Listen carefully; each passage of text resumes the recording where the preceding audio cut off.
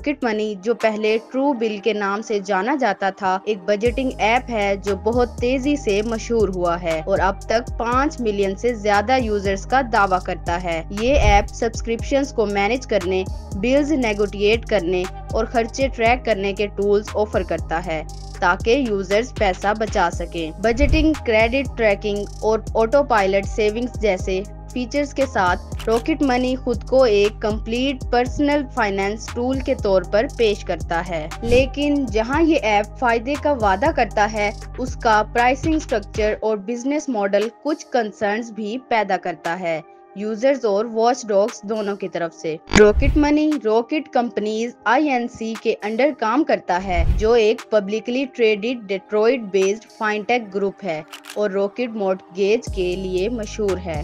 ये connection rocket money को कुछ लेजिटिमेसी डाटा देता है, खास तौर पर उसकी ट्रांसपेरेंट ओनरशिप और SEC के अंडर रेगुलेटरी स्टेटस की वजह से। लेकिन इसके बावजूद रॉकेट मनी के बिलिंग प्रैक्टिसेस और यूजर डाटा हैंडलिंग पर भी शक का इजहार किया जाता है। ये सब इस सवाल को जन्म देता है कि क्या ये सर्विस अपनी फीस के लायक है या फिर एक छुपा हुआ फाइनेंशियल ट्रैप। कंपनी एक प्रीमियम मॉडल ऑफर करती है। बेसिक फीचर्स फ्री हैं, जबकि प्रीमियम फीचर्स $6 से $12 महीना तक के हैं। लेकिन सबसे ज्यादा तनकीद उस बिल नेगोशिएशन फी पर होती है, जो यूजर से पहले साल के सेविंग्स का 30 से 60% अप फ्रंट चार्ज करती है। जबकि यूजर्स को शुरू में कुछ सेविंग्स नजर आती हैं, लेकिन ये फीस उन बेनिफिट्स को बहुत कम कर देती हैं, खासकर जब सब्सक्रिप्शन कैंसिलेशंस या नेगोशिएशंस के रिटर्न्स कम हों। ये सब रॉकेट मनी की कॉस्ट इफेक्टिवनेस को क्वेश्चनेबल बना देता है। अगर किसी यूजर ने $360 साल भर में सेव किए, तो उस पर 30 से 60% यानी लगभग $120 तक फीस लग सकती है। ऐसे में असली फायदा सिर्फ $240 का होगा। जी हाँ, टेक्निकली ये फायदा है, लेकिन रिकरिंग कॉस्ट को देखते हुए ये मार्जिन उन लोगों के लिए काफी नहीं जो हर पैसा सोच समझ कर खर्च करते हैं। फ्री बजटिंग एप्स या YNAB जैसे ऑल्टरनेटिव्स के मुकाबले में, जो एक फिक्स्ड एनुअल फी लेते हैं और नेगोशिएशन फीस नहीं लेते, रॉकेट मनी का मॉडल वीक लगता है। रॉकेट मनी को ट्रस्ट पायलट पर 4.25 रेटिंग और BBB से A+ मिला हुआ है, लेकिन इसके बावजूद इस पर तनकीद भी की गई है। 270 से ज्यादा कंप्लेंट्स फाइल हो चुकी हैं, बहुत सी अनऑथोराइज्ड चार्जेस और बिलिंग इश्यूज पर। कंज्यूमर फाइनेंशियल प्रोटेक्शन ब्यूरो को भी कंप्लेंट्स मिली हैं, जहां प्राइवेसी वोलेशंस और अनऑथराइज्ड डाटा शेयरिंग का जिक्र है। सिक्योरिटी के लिए rocket money AES 256 encryption, FDIC insured savings accounts और प्लेड का इस्तेमाल करता है ताकि सिक्योर बैंक कनेक्शंस हो सके।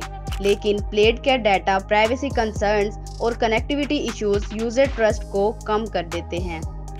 टेक्नोलॉजी टेक्निकली सिक्योर है, लेकिन कस्टमर सपोर्ट की कमजोरियां इस एडवांटेज को अंडरमाइन कर देती हैं। क्रिटिक्स का कहना है कि रॉकेट मनी का एग्रेसिव फी स्ट्रक्चर, कमजोर प्राइवेसी पॉलिसीज और अनरिजॉल्व्ड बिलिंग डिस्प्यूट्स इसे यूजर फ्रेंडली प्लेटफॉर्म बनाने में फेल करते हैं। ट्रस्ट स्कोर एनालिसिस में कुछ पॉजिटिव्स हैं, जैसे कि वैलिड SSL सर्टिफिकेट और नाउन ओनरशिप, लेकिन कुछ नेगेटिव्स भी हैं, जैसे लो रैंक और ट्रैफिक रैंक और ऐसा रजिस्ट्रर जो स्कैम साइट्स के लिए मशहूर है। ये फाइंडिंग्स कंक्लूसिव नहीं हैं, लेकिन उन यूजर्स के लिए कंसर्न का सबब हैं जो लॉन्ग टर्म फाइनेंशियल टूल तलाश कर रहे हैं। अगर किसी को सिर्फ खर्चे ट्रैक करने और भूल चुकी सब्सक्रिप्शन कैंसिल करने का टूल चाहिए, तो रॉकेट मनी का फ्री वर्जन काफी हो सकता है। लेकिन अगर कोई प्रीमियम टायर कंसीडर कर रहा है, तो एहतियात जरूरी है।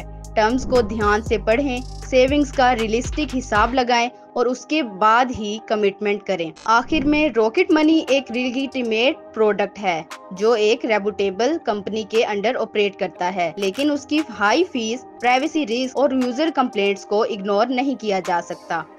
हर फाइनेंशियल ऐप की तरह रॉकेट मनी के साथ भी अपना रिसर्च खुद करें, यूजर रिव्यूज पढ़ें और सेंसिटिव डाटा शेयर करने या पेड सर्विसेज लेने से पहले प्रोफेशनल एडवाइस लें।